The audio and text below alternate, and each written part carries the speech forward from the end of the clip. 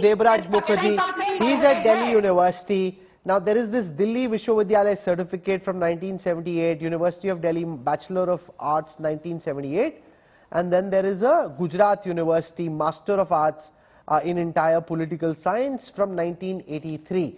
Those are the two certificates which are in the public domain that the BJP refers to as an academic. What do you make of this entire debate about degree dikhaao, proof that you went to college?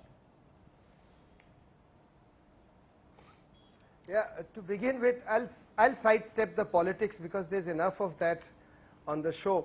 But you will notice how virtue signaling with degrees is something that you noticed in the show itself, where participants were flashing their degrees on each other and trading insults through degrees. You have a chevening scholarship yourself, but that's just something that's taken you along the way. You don't talk about it, didn't you mention it on the show either. The thing is, in India, there is a thing about educational degrees and their acquisition. There is a certain sense society fetishizes certain kinds of degrees. You go to IITs, IIMs, etc., and it's kind of celebrated. Getting through the UPSC is a big deal in the country. So education, especially for the middle classes, is important. It's celebrated. But it's also a means to achieving something in life. And Prime Minister Modi has become the Prime Minister of this country not once but twice. So whether he has a degree or he does not have a degree, and whether that degree was responsible for the success that he has achieved in his life becomes totally infructuous, because as a successful politician, as a successful communicator, as a successful, what can I say, leader, he has proved his credentials with or without the degree. And yet there are two things that I wish to flag which I think we should consider.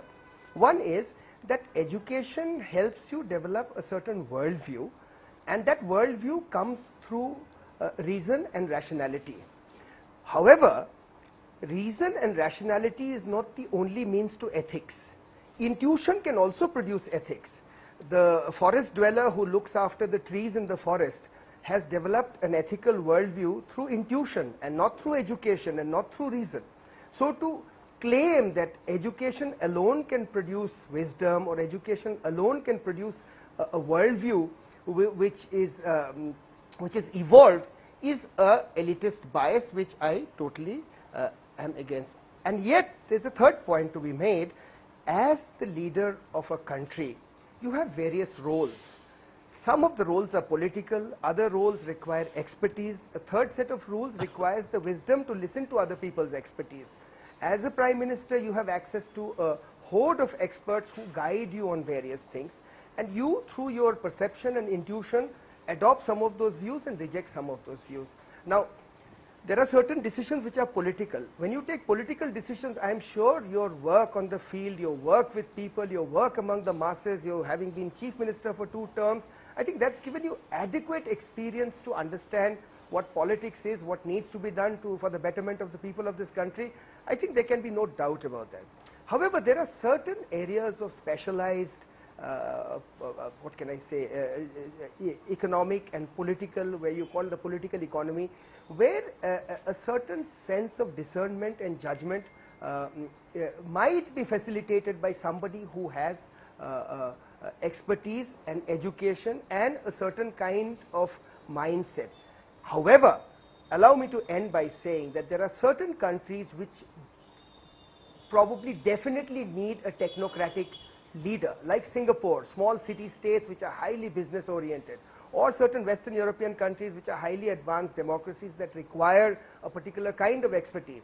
But in India, where large swathes of people are poor, are underprivileged, are possibly uneducated, where the problems are myriad, they are complex, they are human in dimension, they are social in dimension, they are political, cultural, riven with so many inconsistencies and dichotomies. In such a country, I think wisdom need not necessarily come only from education. It can come from other kinds of engagement. So in that sense, there is, I think, an elitist bias.